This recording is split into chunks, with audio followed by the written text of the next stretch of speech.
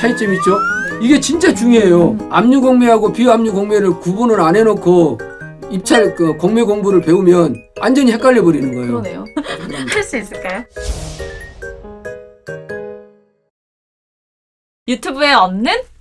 100% 공매 기술. 네, 저는 공매에 대해서 1도 모르는 불인이 MC 주교빈이고요. 오늘도 함께 해주실 전길봉 교수님 모셨습니다. 안녕하세요. 예, 안녕하십니까. 네. 반갑습니다. 잘 지내셨어요? 예, 교수님? 잘 지냈습니다. 예. 네, 오늘은 저희가 이제 3강 나가야 돼요. 그쵸? 예. 3강의 내용은 공매 준비에 관한 내용들인데, 예. 네, 어떤 내용들이 있을까요? 예, 이제 공매 준비는 말 그대로 이제 한국자산관리공사가 어떻게 공매를 준비하는지 이제 경매 입찰하는 사람 입장에서는 좀 궁금하지 않겠어요? 네. 공매 준비 관련된 몇 가지만 정리하도록 하겠습니다. 네네. 경매 절차 비교해서 설명 좀 해주시면 좋을 것 같아요. 예, 이제 경매는 어떤 사람이 이제 돈을 안 갚으면 채권자가 경매를 신청해서 법원이 압류를 하고 배당 요구 종기기를 정하고 각종의 권리를 신고하도록 최고하고 난 다음에 집행관의 현황조사, 감정인에게 감정평가, 그 다음에 매각물고 면세서를 만들고 첫 매각기일에 유찰되면 세매각을 하고 채권가 매수인고인, 매수인, 매각 결정, 그리고 대금 납부, 명도 이렇게 넘어가거든요. 네. 그런데 공매도 이제 거의 비슷하게 넘어갑니다. 일단 이제 경매에 이렇게 넘어가는 것과 공매에 같이 넘어가는 것을 이제 질문해 주시면 다시 답변해 드리도록 하겠습니다. 공매 예정 가격의 결정. 예. 네네. 요거 한번 여쭤보고 싶어요. 그래서 이제 우리가 이제 입찰이 있고 경매가 있거든요. 네. 그런데 이제 입찰은 이제 예를 들어서 최저 매각 금액을 정해놓고 가장 높이 쓴 사람을 낙찰자로 정하는 방법이 있고, 그 다음에 어떤 일정 금액을 정해놓고 가장 낮게 쓴 사람을, 공사 같은 경우는 낮게 쓴 사람을 낙찰자로 정하는 경우가 있잖아요. 그런데 경매 같은 경우는 최저 매각 금액이라는 걸 정해놓고 가장 높이 쓴 사람을 낙찰자로 정하는 방법을 정하는데, 그 가장 최저 금액을 말하자면 공매 예정 가격으로 그래요. 경매에서는 최저 매각 금액이라고 그러고, 네네. 공매에서는 공매 예정 가격이라고 그래요. 그러면 그 금액 이상 써야 한다는 거예요. 예를 들어서 최저 매각 금액이 3억 5천이다. 네. 그럼 3억 4천 쓰면 안 되죠. 3억 5천 이상. 네. 어떤 사람은 3억 5천, 어떤 사람은 3억 6천, 어떤 사람은 4억. 그러면 네. 4억 쓴 사람이 1등을 한다는 거죠. 그걸 보고 공매 예정 가격이라고 합니다. 공매 예정 가격. 예. 네네. 그러면 현황 조사는요, 어떤 부분일까요? 현황 조사는 좀 중요한 부분인 것 같아서 MC님이 한번 읽어봐 주시면 좋을 것 같은데, 좋은 제가 목소리로. 한번 읽어볼게요. 제69조 관할 세무서장은 제68조에 따라 공매 예정 가격을 결정하기 위해 공매 재산의 현 상태, 점유 관계, 임차료 또는 보증 금액의 액수, 그 밖의 현황을 조사하여야 한다. 세무 공무원은 제1항의 조사를 위해 건물에 출입할 수 있고, 체납자 또는 건물을 점유하는 제3자에게 공매 재산의 현황과 관련된 질문을 하거나 문서의 제시를 요구할 수 있다. 세무 공무원은 제2항에 따라 건물에 출입하기 위해 필요한 경우 잠긴 문을 여는 등 적절한 처분을 할 수 있다.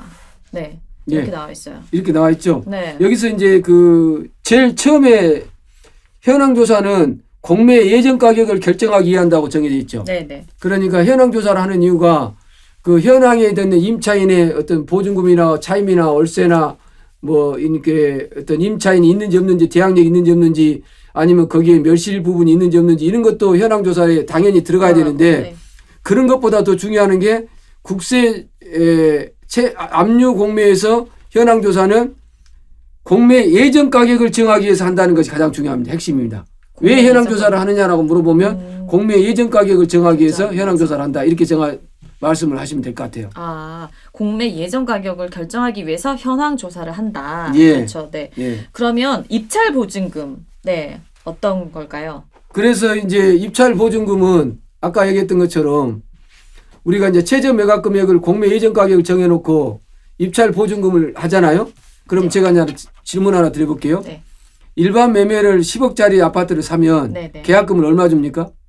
계약금 일반적으로는 10%. 10%, 네. 1억을 주죠. 네네. 그러니까 1억에 사면은 10%를 주잖아요. 네네. 그래서 이제 대부분 사람들이 그렇게 생각을 해요. 공매 물건도 입찰 보증금을 내가 최저 매각 금액을 생각하지 않고 공매 예정 가격을 생각하지 않고 내가 이제 9억짜리가 경매가 나왔어요. 네. 공매가.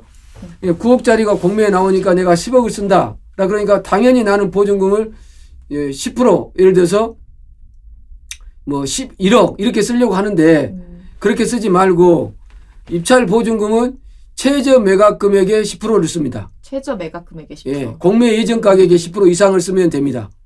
그러니까 응찰 가격의 10%를 써도 되지만 네. 그것보다 그렇게 하지 마시고 일단 돈이 이제 들어가잖아요, 많이. 네. 그러니까 그렇게 쓰지 마시고 입찰 보증금에 거기 보면은 한번 읽어봐 주실래요? 입찰 보증금에서 관할 세무서장은 네, 압류 재산을 공매하는 경우 필요하다고 인정하면 공매에 참여하려는 자에게 공매 보증을 받을 수 있다. 공매 보증금은 공매 예정 가격의 100분의 10 이상으로 한다. 네, 맞습니까? 여기서 이제 그게 중요하죠. 100분의 10 이상이니까 네네.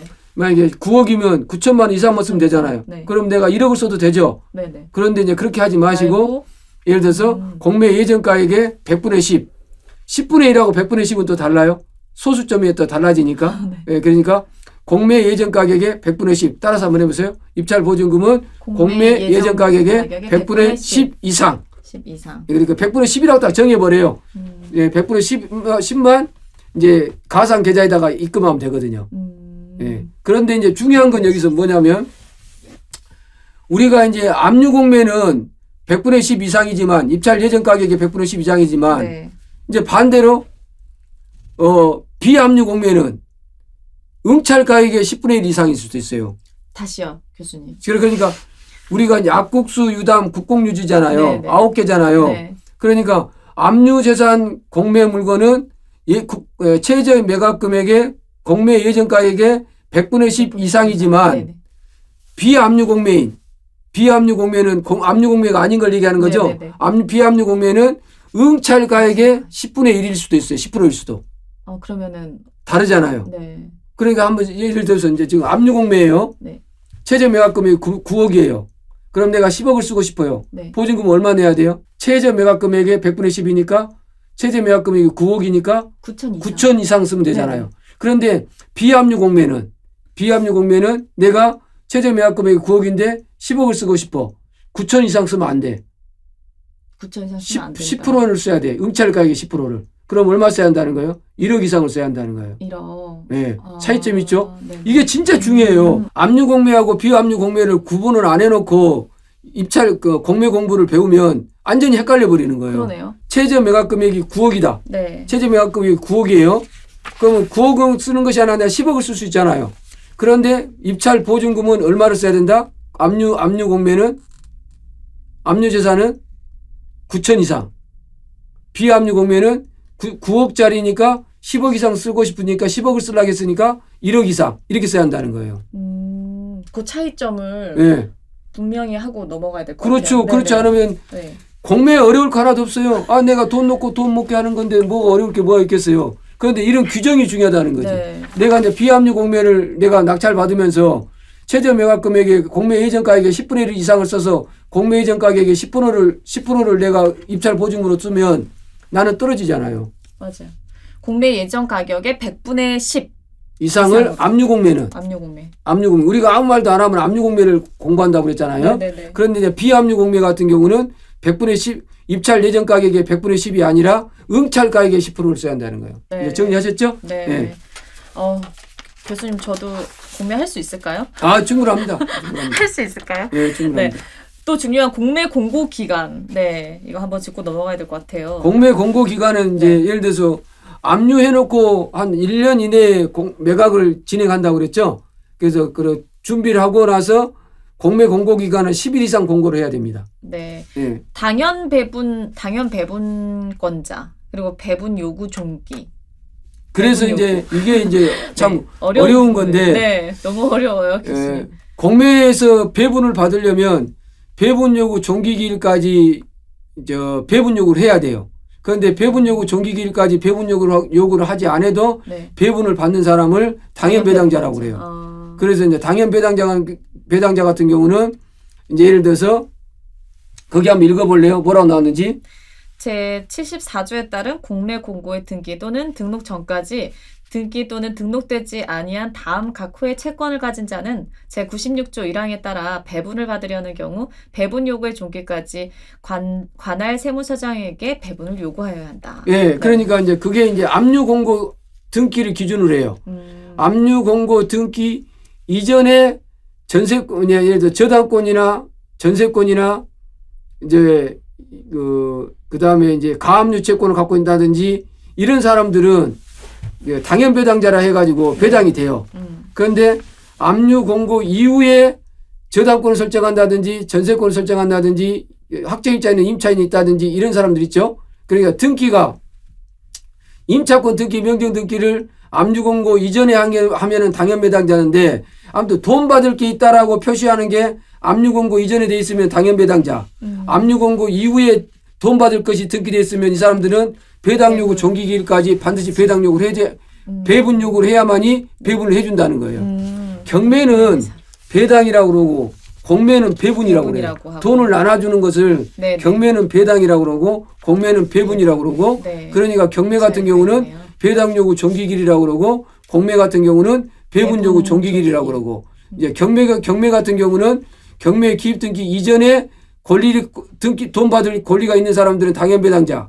공매 같은 경우는 배분 요구 종기기일이 아니라 압류 공고 기일 이전에 등기되어 있는 사람들은 당연 배당자. 이렇게 생각하시면 됩니다.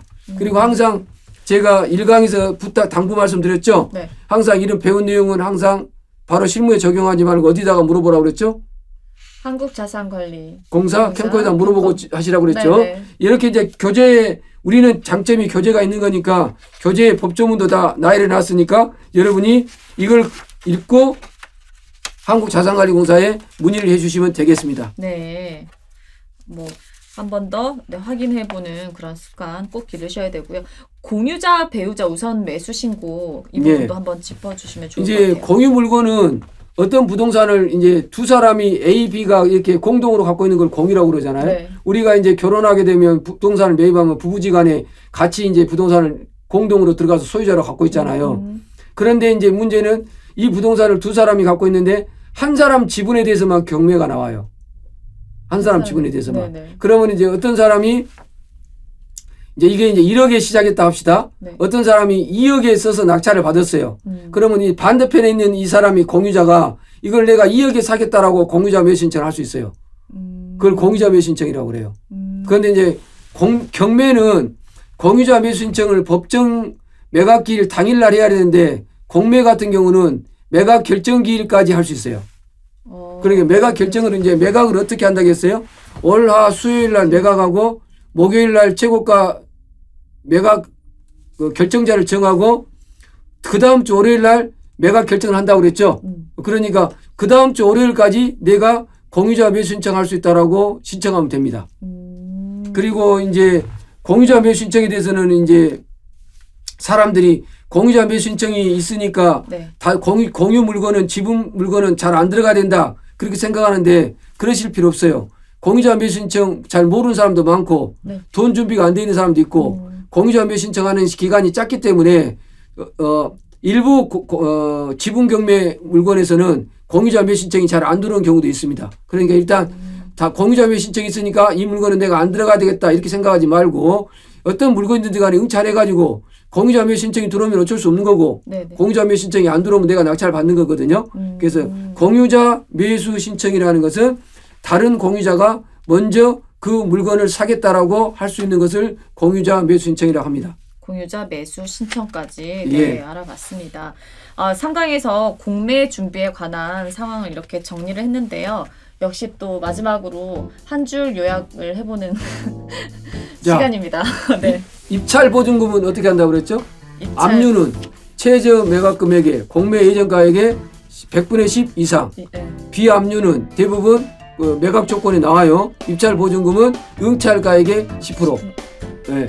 공유자 매수 신청은 다른 공유자가 최고가 매신권에는 낙찰받은 사람의 금액으로 자기가 매입하겠다라고 신고하는 것을 공정한 매수 신청권이라고 그러는데 언제까지 할 수 있다?